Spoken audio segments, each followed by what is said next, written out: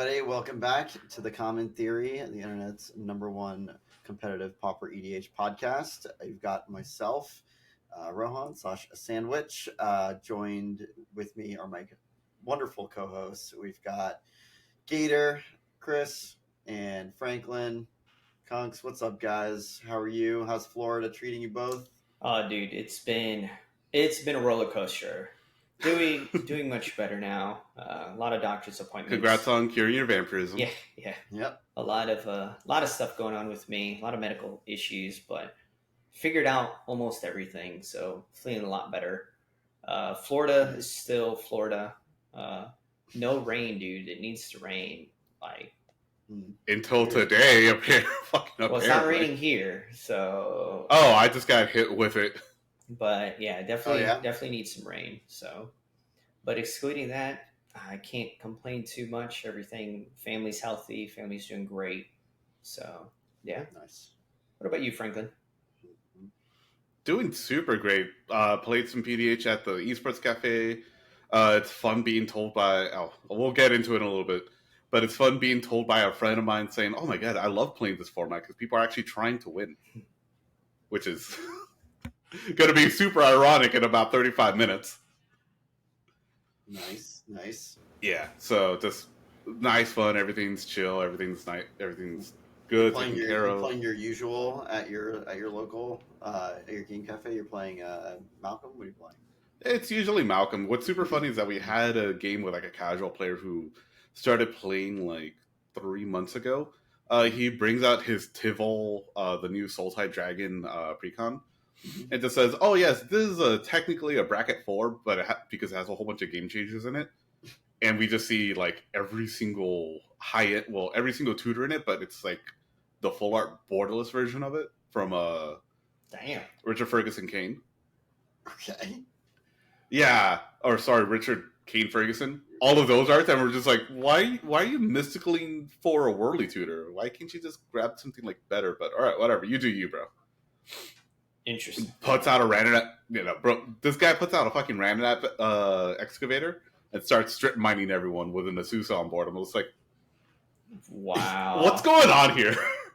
You sure he just started? Apparently. Wow. It was a gold border strip mine too, and I was like, oh, is this guy seriously strip mining my 2 opponents and leaving me alone because I just have basic snows? Okay. This is like, alright, that's funny. Like, all right, take your garbage CDH deck and go home. I don't know what the hell the guy was doing. And then eventually it was just like, alright, I got board wiped multiple times. Malcolm cost 7. I'm going to still just stick a Malcolm out. Here's a Firebrand Archer. I made enough treasures from just like the 1-mana cantrips.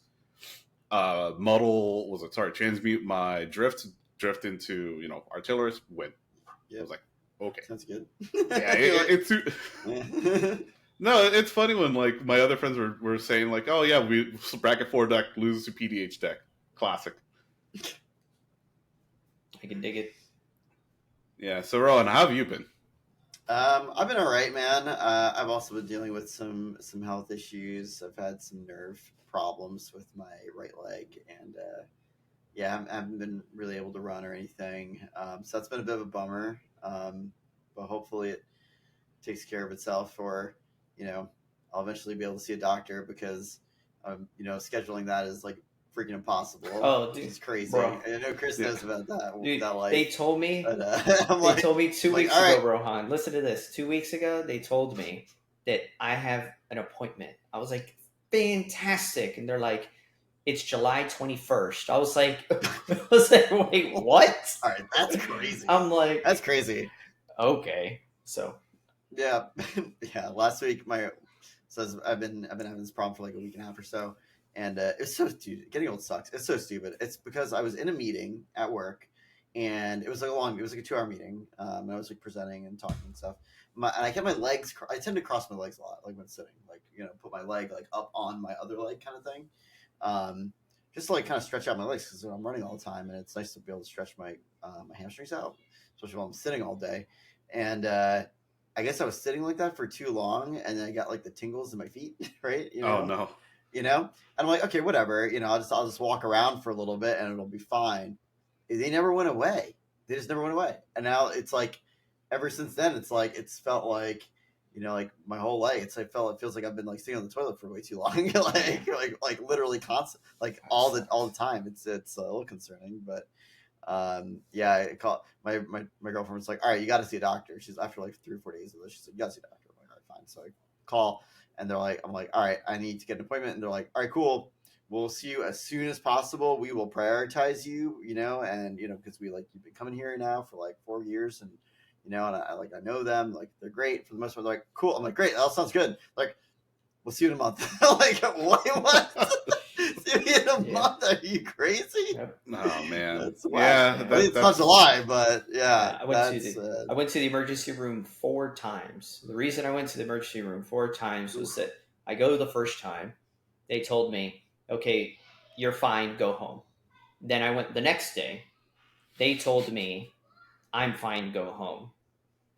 Then I got the phone call of my results, and they told me to go back to the emergency room. So then I went back to the emergency room, and then the emergency room told me to go home or go to a different emergency room. So then I did this process 4 times, and I was finally like, this is not working. Why do they keep making me do these hoops and jumps? And yeah, it was crazy to say the least. Unbelievable. Yep. Unbelievable. It's ridiculous. Insane.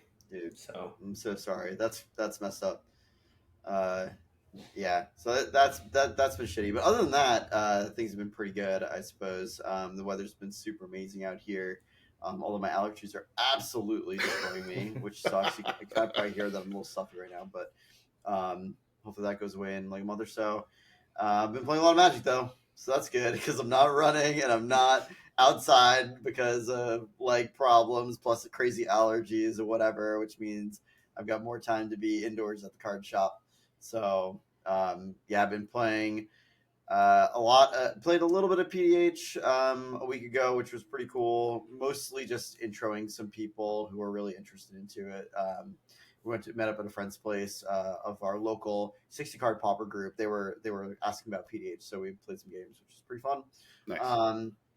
Nothing super competitive though. I wasn't trying to just crush their souls. Just like fun decks. And yeah, I've been playing a lot of 60 card Pauper. It's just in such a good spot right now.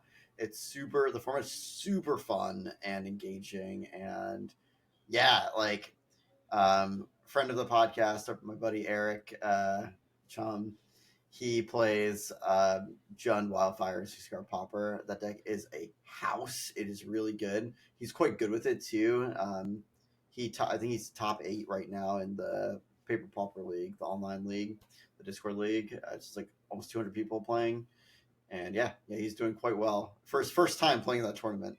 Oh, nice. Top 8. Yeah, because I think because I think the May tournament should have fired off recently. Yesterday, yeah. Okay. Yep. Are you playing? No, I plan to. I plan to get into the next one. I plan to get into the next one. Yeah, play the next one. You guys should play the next one. It's a really good time. I used to play them every month, but then I took after moving, I basically haven't played in almost a year. Really, I guess I played the first month after we moved into this new place, and that was a year ago. So I haven't played in 11 months. So I'm getting back into it, and yeah, I've been doing quite well with Familiars. I think Familiars is in a really, really good spot. I think it's an underdog deck, and it's primed to take on the top tiers for sure. Yeah. Nice. Yeah, because I after post bans, I still haven't really been able to play Elves all too much. But the couple games that I played is just not in great shape. Not in great shape, unfortunately. It was good for the first 2 weeks. Okay, I was super happy about it. I was like, oh, this is really cool. Correct Shamans are still bound. There's still a lot of decks, unfortunately. I know. But yeah, it's been good. So anyway, well, actually, this kind of leads into what we're about to talk about, right? I've been playing a lot of 60 card Pauper. I've been playing a lot of pre-modern as well. Shout out to LobsterCon, which was you guys are hearing this well into the future, but it was this past weekend, or a week ago possibly. It was on the 2nd to the 3rd up in Boston. It's the US pre-modern championships. Yeah, I was watching the stream. So cool, so fun. Looked awesome. So I've been playing a decent amount of that as well. But yeah, I've been playing these 2 other formats, primarily because I don't know. I feel like the PDH meta is in a bit of a weird spot right now. Not in a bad way by any means. I don't think it's like unbalanced or there's like one deck that's just dominating everything, so it makes it unfun to play. But it feels a little stagnant. It feels like we've been doing a lot of the same stuff for a little while, and the same stuff has been pretty good. There are a few decks that are outliers, that we've talked about for like ad nauseum on the podcast, like Arabella and whatnot, because there's some new commanders that have been, released in the past year that have brought some additional power or, some either additional archetype or changed something enough that it feels fresh. But apart from those, I don't know, like one, Shadow Spitter's another one, 1 to 4 commanders maybe, and I'm being generous. What do you guys feel has really changed? I mean, that's kind of what we're here to talk about. Yeah, because I was just looking at the calendar and like we haven't really gotten like a new big commander in like over 6 months. Like Karu Goldkeeper's technically a new commander that everyone's like really interested in, but it kind of just does the same thing every other deck does. It's just another Flicker deck. It's another was a Tortured Existence deck. You put both of them together. You have you have your peanut butter, you have your chocolate, you have like a Reese's cup, but it's really that good. So like I've seen it. It's all right. Let me kind of hit on this. So specifically, it's like the win conditions haven't changed. So because these win conditions haven't changed, when one of these decks sit down across from you, you know exactly what it's going to do. And I think that's where the actual problem lies, right? So for instance, right, if you're sitting across from Franklin and Franklin is playing Abdel Blue, you know exactly what's going to happen. There's no surprises. There's no anything, right? And I think that's where the real problem lies. We're not going to get new Freed from the Reals. Now, I love using that one as an example, but I know someone, if you guys are going to do it down in the comment section below. Everyone could say, oh, Ringing Strike Mastery, that's a new Freed from the Real. No, it's not. It's 5 mana to do the thing. That's not Freed from the Real. That's a lot more hoops to jump through. That's a much more difficult card to create the same play patterns you would with Freed. So Freed has a lot more ways to utilize itself in comparison to other cards. So I don't think it's comparable. Could you win with it? Sure. But is it really what you're looking for? You're not mulliganing to that. You're mulliganing to Freed, right? So our win conditions are really what's killing the format in a way that how are we going to get new ones, right? And something we were discussing in the pre-show for a little bit and just amongst ourselves was it's these Modern Horizon sets that are giving us like the juice, right? Like these sets are really, really juicing us. What are you guys' thoughts on that? So even with the Modern Horizon sets, I mean, like, there's a lot of really powerful cards in those sets, right? But even with, like, the last Modern Horizon set, I don't know if we got, like... I mean, I guess we got, like, maybe one new... Not just a new win con, but, like, a new type of win con. Like, it's not just a power creep version of something we already have, we got right? one specifically. Like, and that was the Brood scale, but that's could kind of argue against that one too because it's a colorless infinite, so you need a lot of extra pieces that we can't really. But at least it's something new, right? At least there's that. At least it's something new and fresh and different. Yeah. But like you're saying, right, with like a 5 mana not as good Freed from the Real, right? It's still bad Freed from the Real. It's not a new and different kind of card, right? The other card that comes to mind, like apart from a Modern Horizon set, is like the Magnican Artillerist. I do feel like that is something that's different. It's a new design space. It's new. It's unique and it's interesting, and it makes you want to build around it. And I love that. But like these types of cards, like Brood Scale, like Magnican, they're just so few and far between at common, and that kind of sucks. Like, I definitely wish that there was just a little bit, a little bit more sauce. Even if the card's not the best thing that you could be, maybe not the best, but the most efficient thing you could be doing. It's not. We're probably, let's be real, right? We're probably not going to get a Freed from the Real. A card like that, a 3 mana, that's an enchantment. That's hard to interact with. That is a card like that. That's that good.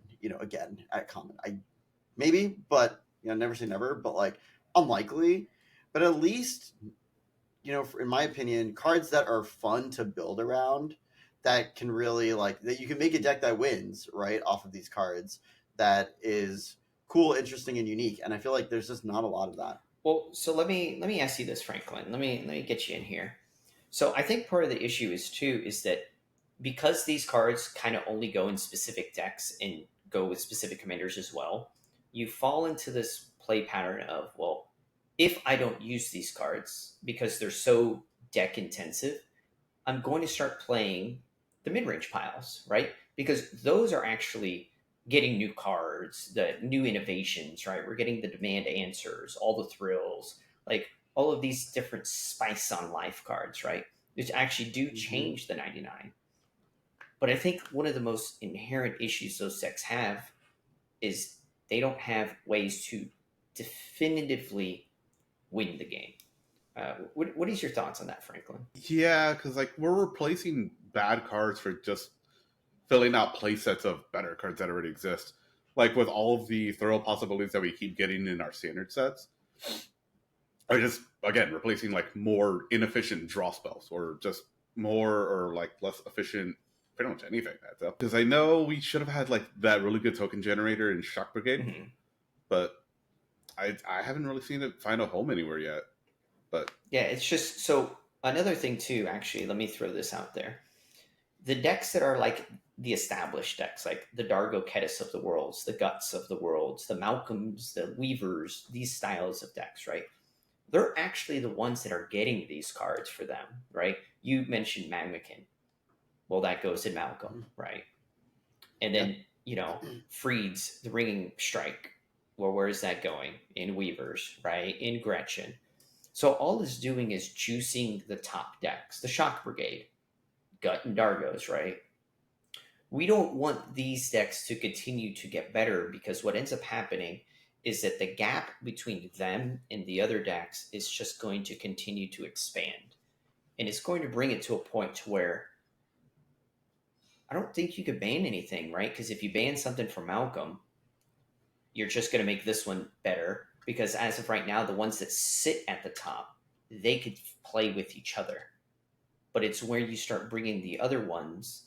And you know what? Before I get onto this one, let me pick your guys' brains for a second. Let's go back to the mid-range piles, because I do think a lot of the mid-range piles that we have been getting are really exciting, right? So let's, for instance, use Hollow Marauder. That's a really good one, right? Mid-range to the T, right? Nothing in mono black outright wins you the game.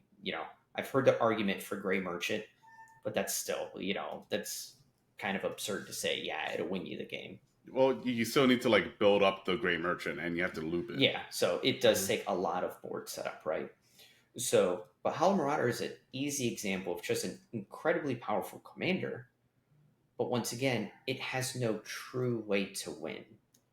So this brings me into the gameplay play patterns.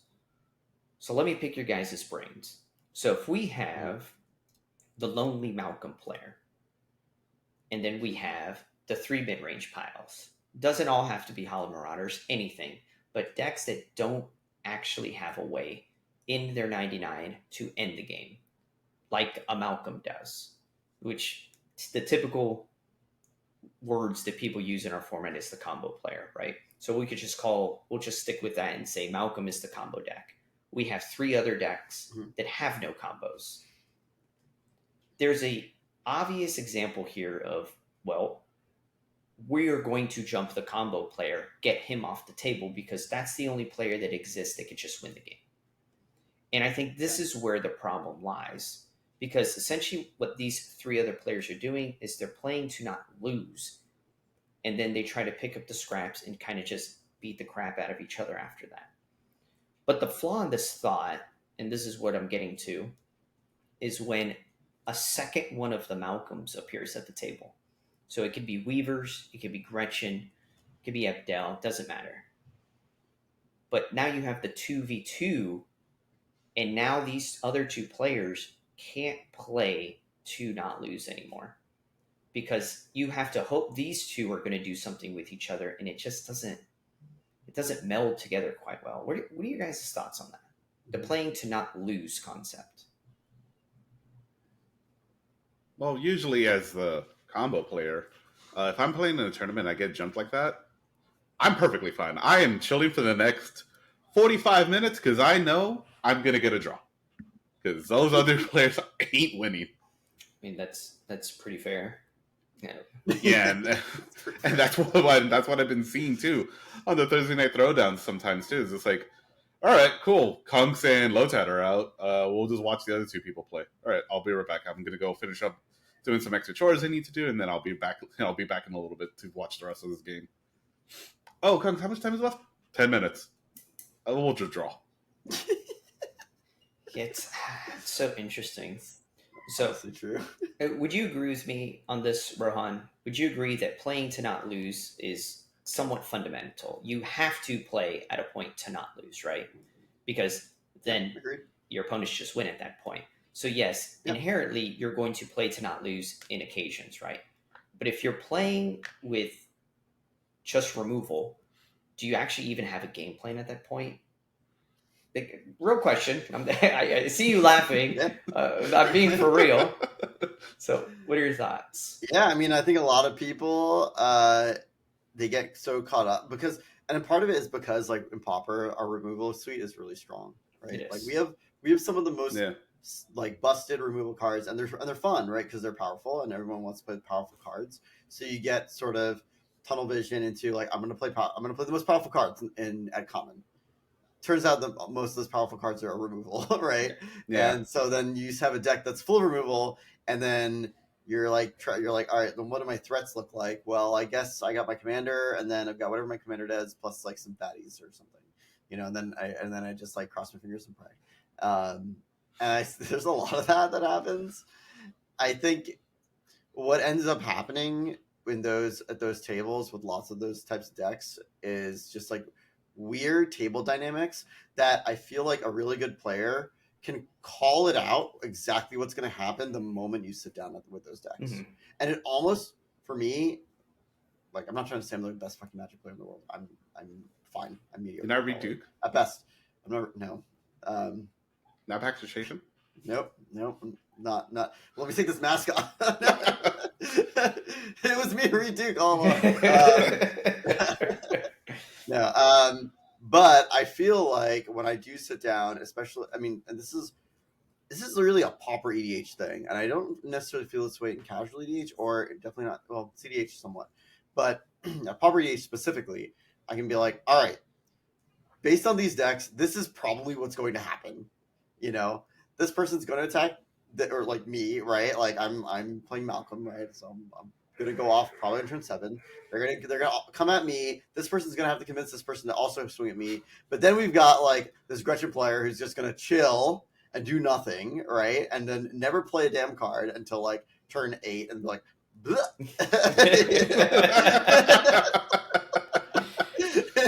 and then the other two people are gonna be like, we couldn't have known. He didn't have anything. So, like, you had Malcolm, and we know you have inevitability, and so, like, we had to use logic to say that you were the logical choice. I'm like, I understand that. I get that. But, like, you're not thinking past sort of stage 1. You weren't thinking about the dynamics. You weren't assessing your own dynamics in this situation or what you were really forced to do and playing a second game, right? The literal meta game, right? Mm-hmm. Past the first level, like... Yeah, it's what we say all the time. Where like you need to have the two like stronger decks to fight each other. Like Chris is going to say the Battle of the Titans. Yeah, because we're like really the only decks at the table equipped to properly deal with each other. Well, yeah, and there's something to say about that, right? It's like if you as like the deck with the combo inevitability, if you can read into that, you can also play around it, which. Yeah, I do feel like the more enfranchised players, and this is obviously a very general statement, so like, but like people have been around the block for a really long time and also play, a lot of CDH specifically, or like come from like a, legacy vintage sort of background. They play a lot of like they're used to these combo type decks, and they start playing these decks. They are able to do that, right, for the most part, because they've been playing Magic a long time, and that's why these decks do so well in bigger tournaments that have longer Swiss rounds, right? Because they are reading into those things, and they are the people who will be like, all right, I'm going to play nothing. I'm going to do nothing until I win, have my win in hand, and I'm okay with that. Or like they're going to attack me anyway, and I'm just going to lose, and that's fine because like play to your outs. But then like they just know how to win, and then like people are confused and sad of like, oh no, how did this happen? It's like, Well, dude, you should have known how this is going to happen. So your deck can't win. I have a hot take. Your deck can't win, for you, so Rohan. like it's not going to win. That's just how it is. I got a hot take for you. Sure. Do you believe this is going to be a weird one? We're only going to go a little bit into this one, but this is going to be way out there. So work with me here, guys. Do you think if I cut all the removal from my deck, let's say Malcolm, I'm playing Malcolm Cat, I cut all the removal, cut Bolt, cut it all, and my opponent does something and they look at me to remove it, and I go, I don't have any. Wouldn't that, to an extent, raise my win rate? Because my deck now only attempts to win at all points. It's only protection for me, myself, and I. Because you will physically have to go, hey guys, I have nothing. You have to do it. And force them to do it. What are your thoughts? That's a spicy take. I think that's a complicated answer, I think, actually. I think to a point you're actually correct. And I think over a really long set of data, like if we looked at like 1,000 matches or more, 10,000 matches, like let's look at a shit ton of matches, right? As you go to infinite matches, I think what you're saying is actually true. Like over a very long set, you will see the deck that's more proactive is going to be winning significantly more than the deck that is more reactive or somewhere in between. Like the one that's more proactive will win more matches over a longer set of matches. With that said, though, if you limit it down to like 3 matches, right? If you're looking at a set of 3 matches, I think that math breaks down quite a bit. Mm-hmm. Like, because you need enough to stop those you wins, need the large and you numbers. don't know what you're going up against, and because a meta can be very sort of localized or incestuous, right?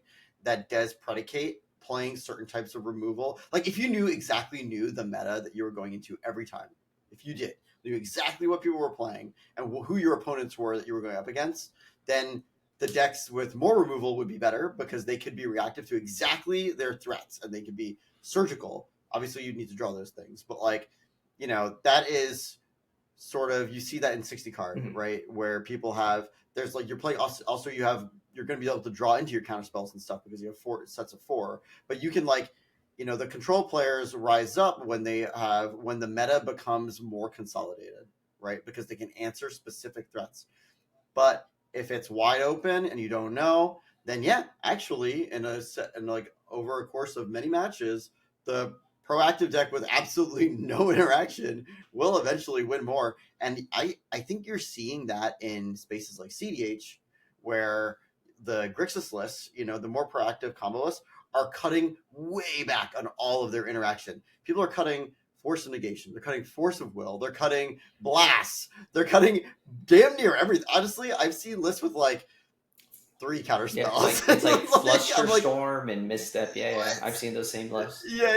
It's absurd. It's the most efficient spells possible to hit like a lot of things on the stack. And apart from that, they're just like, I don't care. I'm not going to interact. Yeah. I'm just going to put my head down and plow through, and actually that's how they're winning. They're winning more games doing that. Yeah, so it's interesting you think about that, right? Because I forced Franklin to watch a video with me, and it's CEDH TV and Mon's channel, and it's a video that Pontus was actually hosting and viewing and doing himself. Yes, and it's specifically about what we're actually talking about right now, which is the playing to not lose thing, right? Because let's go back all the way now to our win cons.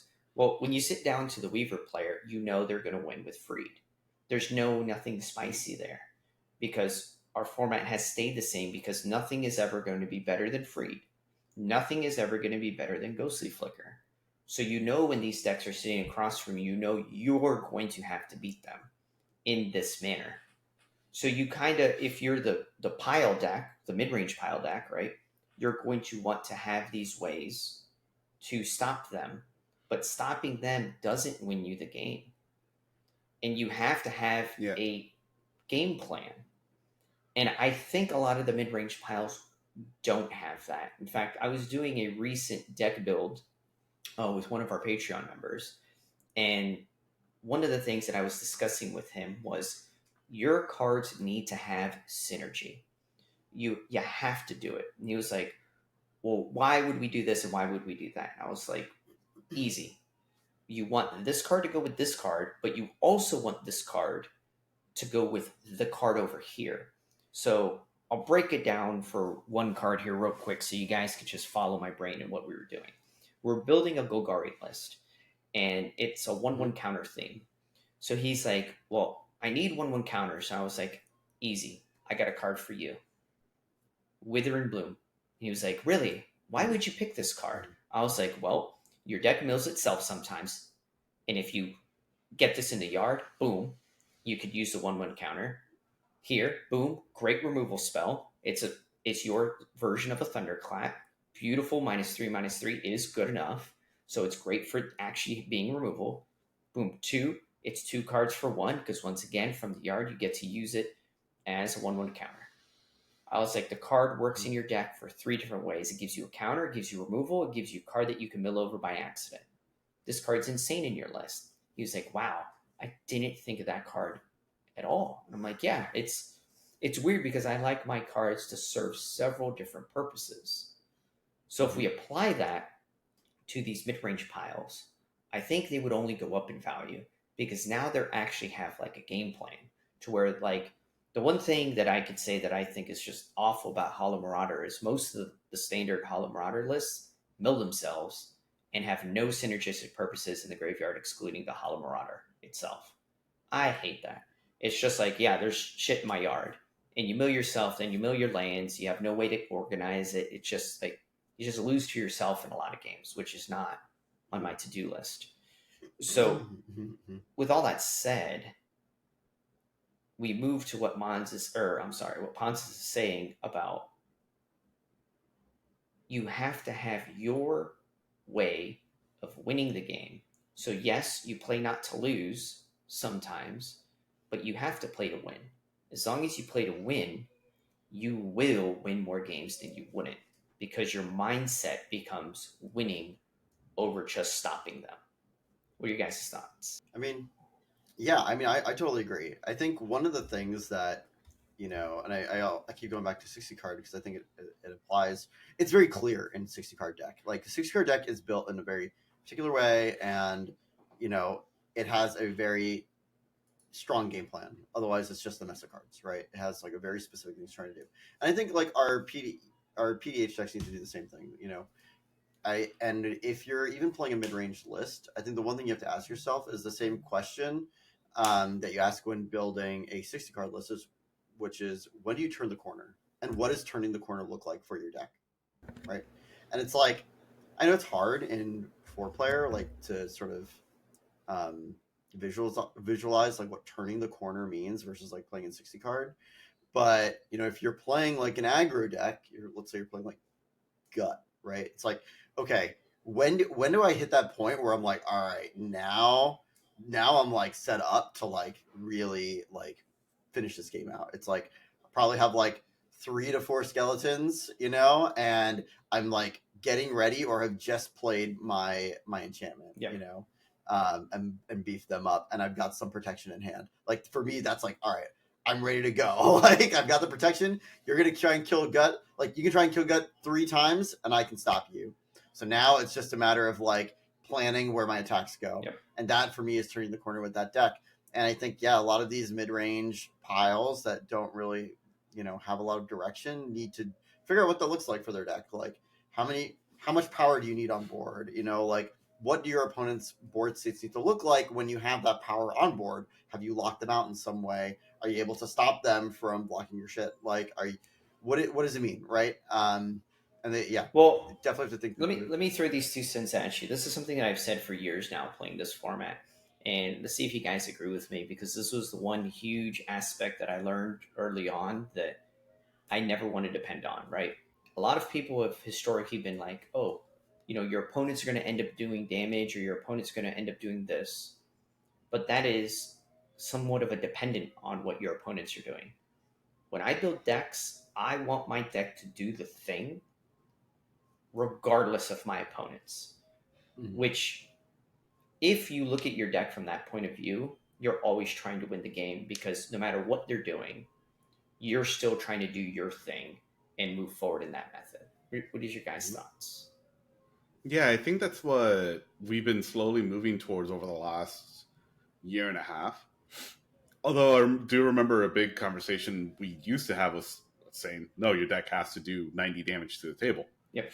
And now with all of these life gain decks and like incidental life gain, being able to do 90 and over 90 is super important. Even though, sure, we have pingers and Arabellas, Mhm. no one's actually playing Arabella right now, which is kind of funny. We used to have like 2 or 3 Arabella players. Now we're down to 1 if they feel like it that day. Yep. So I just you still lose to infinite damage. Yep. Doesn't matter how much life you have, right? As an Arabelle player, so Yep. Yeah, it's interesting because like our win cons aren't changing; they're just staying what they are. And like, I've heard the argument, oh well, like Tortured Existence is not a win con, or is now a win con. It's like, no, it's an enabler, No, and it already was in other decks. So it already was this bomb card in other lists. So it's kind of just still doing the same thing.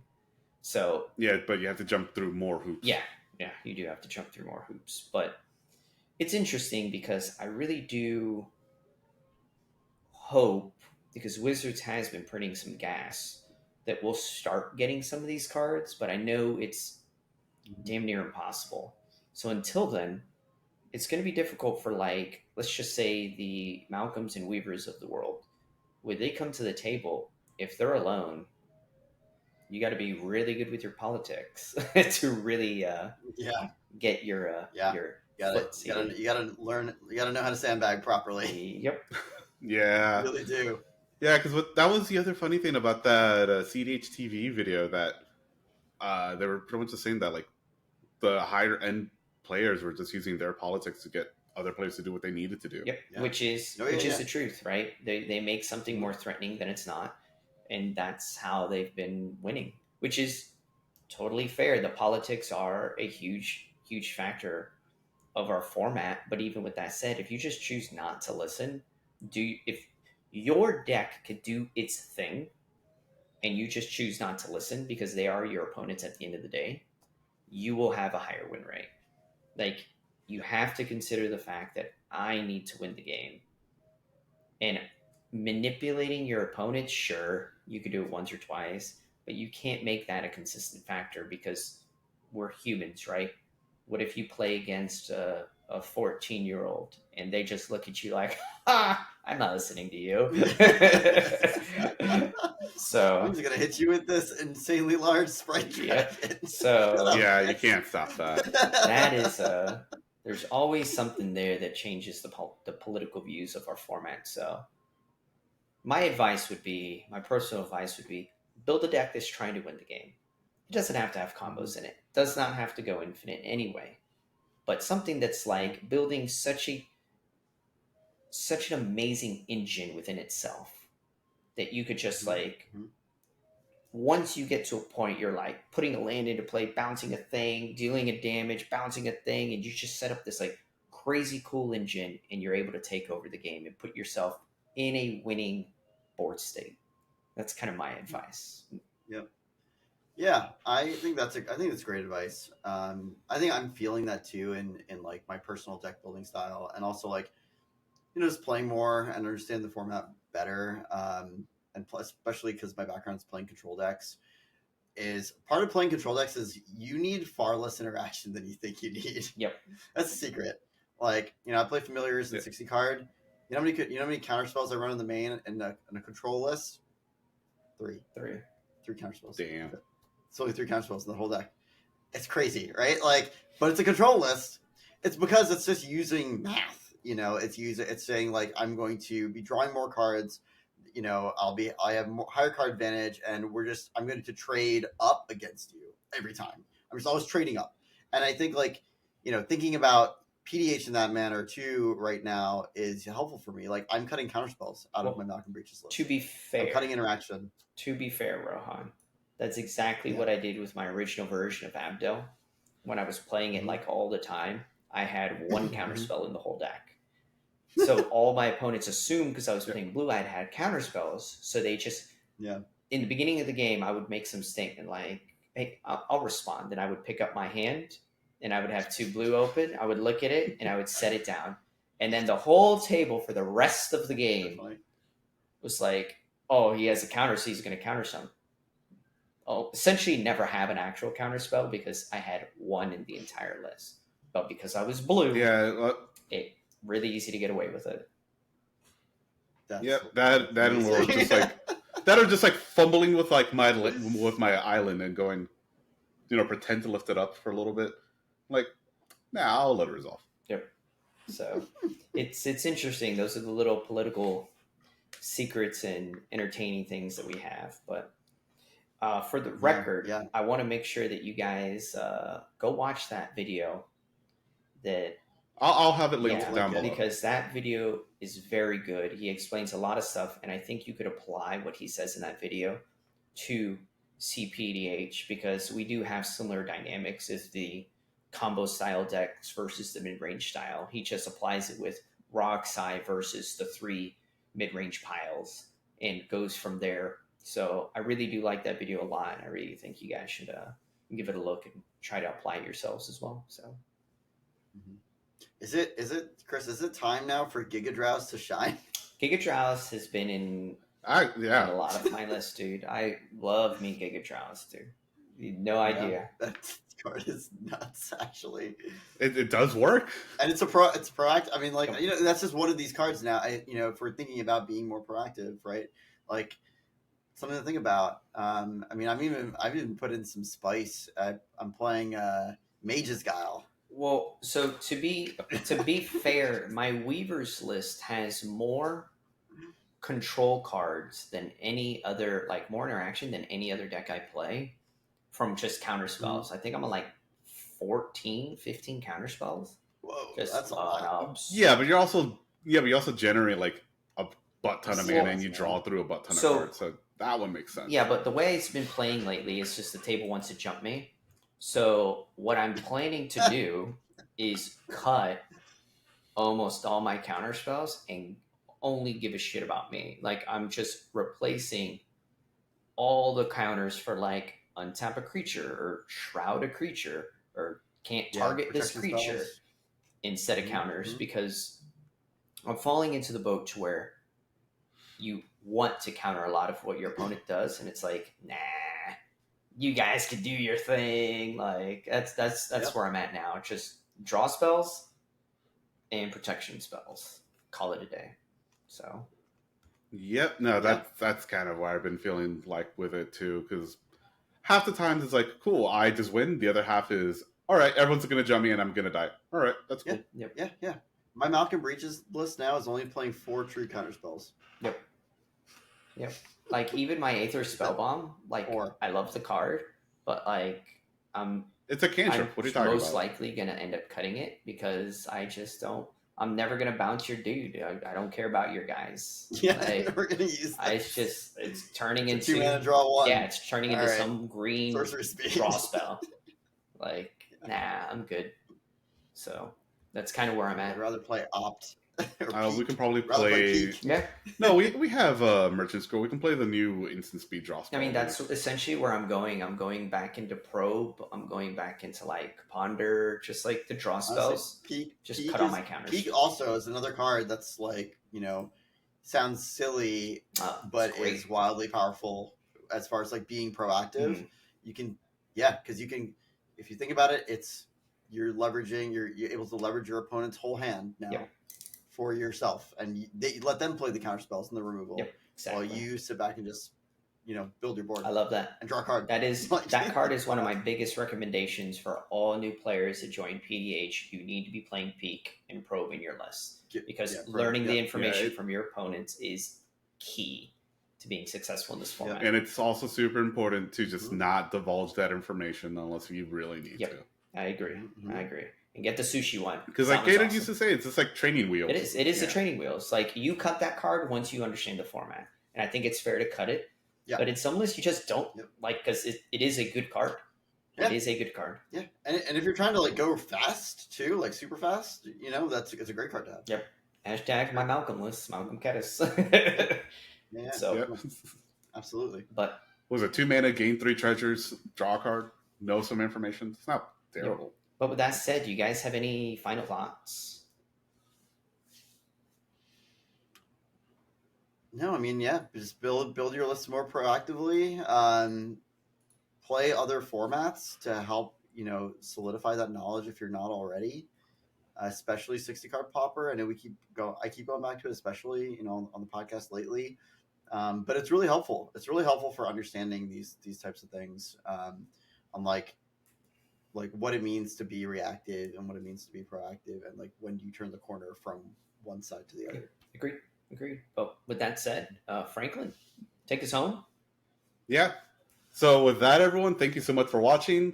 If you made it this far, thank you so much for all of your support and being a real one for sticking with us. So if you made it this far too, subscribe to us over on YouTube, follow us on Spotify. We're also on Blue Sky and Twitter. Support us over on Patreon. Become a YouTube channel member so you can get the pre-shows and watch some episodes early whenever we're able to get them out early. And with that, thank you so much. Have a great week. Peace. See you. Thank you for watching. And if you want to support the channel, please subscribe and join the Discord in our link below. And become a member over on our Patreon. Shout out to all of our patrons: Eric, Cobraman, Aaron, Dax, Devin, NYC Burrito, Little Rat Lotad, Frank, Scoob, HZ, and Too Much Do. Thank you for all of your support.